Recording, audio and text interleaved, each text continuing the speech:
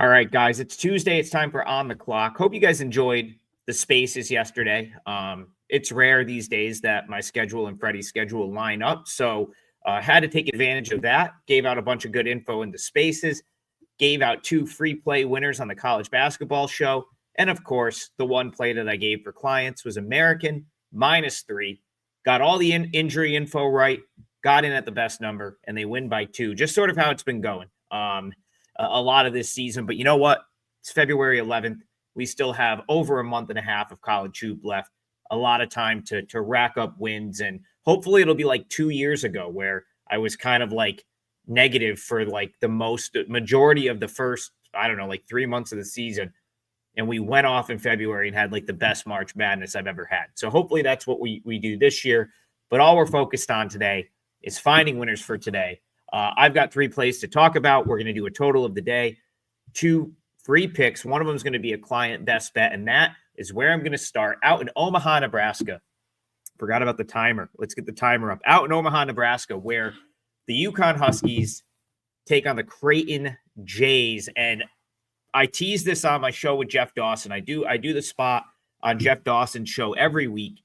He's a big UConn guy. And I said there will be a time, it's coming. There's going to be a time we want to jump. We want to buy in with UConn. Very reminiscent of 2 years ago. Everyone remembers 2 years ago, UConn ended up winning their first national championship of this sort of dynasty run. That year, I think they lost, I'm going off memory here, 6 or 7 games in Big East play. And I bought in with them at 30-1, right around this time of year, maybe a couple weeks sooner, maybe like end of January. Bought in with UConn 30-1. They ended up going on to win the national championship. Of course, we all know they won the national championship again last year. Insane sort of season, one of the best, most dominant seasons in recent memory for a college basketball team. The point I'm trying to make here is a lot of this is Dan Hurley and his coaching staff. 2 years ago, UConn was really not even in the conversation, when they were 30-1 in January. And they ended up by March, they were the most dominant team in the country. And again, a big reason for that is Hurley and his staff of coaches that all could be head coaches. Every assistant on his staff, for the most part, was offered a head coaching job by like a MAC school or an NEC school, and they all declined to come back and try to win a 3rd straight title. So I guess sleep on this team down the stretch at your own risk. I was going to buy them ahead of the Marquette game, decided not to. If I bet them against Marquette, I would have bet them against St. John's. So those two sort of washed out right there. They beat Marquette, great win. Lose to St. John's, not a bad loss. I've said many a time, St. John's is the best team in the Big East this year, and I still believe that. Here I'm going to buy in. Creighton, I think, has peaked. I think this is the best Creighton's going to be all year. They're on a win streak, but most of these wins have come against Big East teams. I'm not that high on the Big East as a conference in general. So, yeah, they beat Marquette at home. That's great. Yes, they beat UConn in stores, but that was without a couple of guys. So, UConn, yeah, they're still banged up. DR might not play. McNeely returned over the weekend.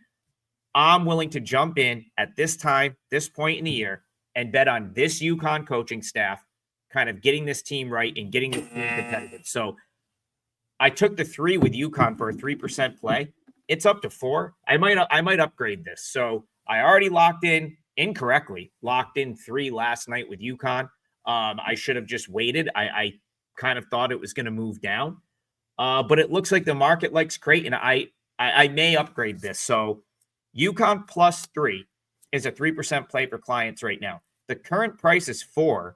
And I'm going to kind of sit on it for the next 3-4 hours, see what the market does, see if I can get more injury info. Because again, I don't think it matters. I think UConn's winning this game, and I think this is going to be the start of a very strong run for them the rest of the way. They're still only 16-1 to win the national title, which I think is crazy. And just so we're clear, I don't think this team's winning a 3rd straight national title, but I do think they're pretty undervalued right now, and I don't think you should underestimate just how good Hurley and his coaching staff is. I think they finish strong in Big East play, and you're going to see the beginning of that tonight. All right, total of the day time. let's head to the SEC. If you watched my video earlier on WagerTalk TV, the college basketball show, I already talked about this, and it's still going to be my total of the day. So this actually moved against me, or I guess moved against what I was taught, what I discussed earlier.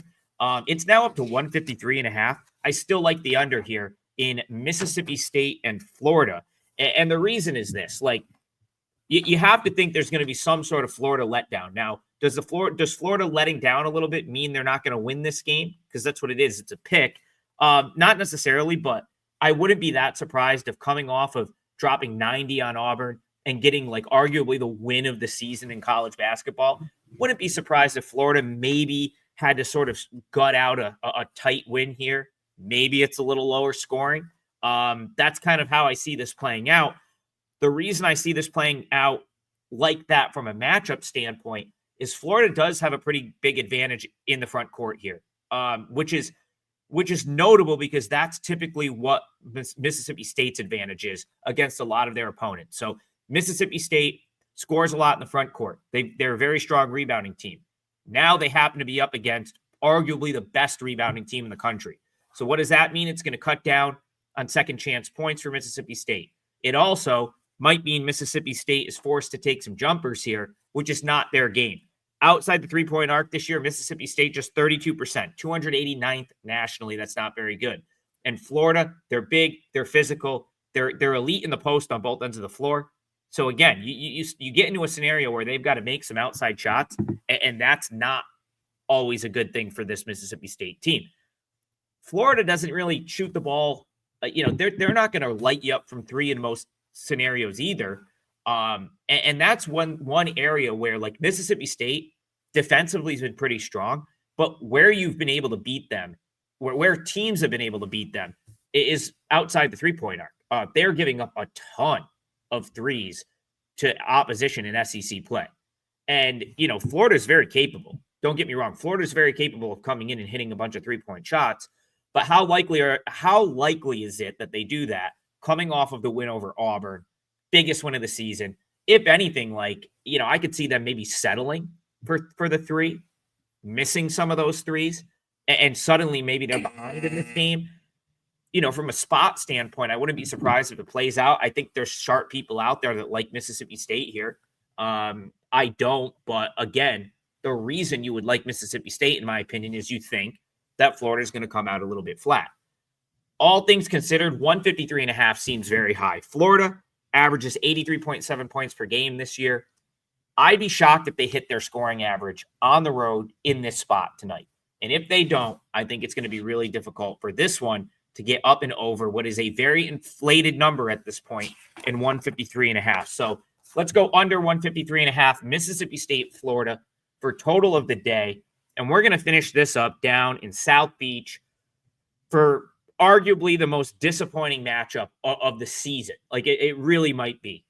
Two teams that have done nothing but underachieve this year, and that is my hometown team, the Syracuse Orange, taking on the Miami Hurricanes in what is just a dreadful game. And I'm sorry that I'm going to subject some of you to this, but listen, and people mistake it. I am not a Syracuse fan. I live in Syracuse, or live outside of Syracuse. So, I was all hyped up during football season when the team was playing well.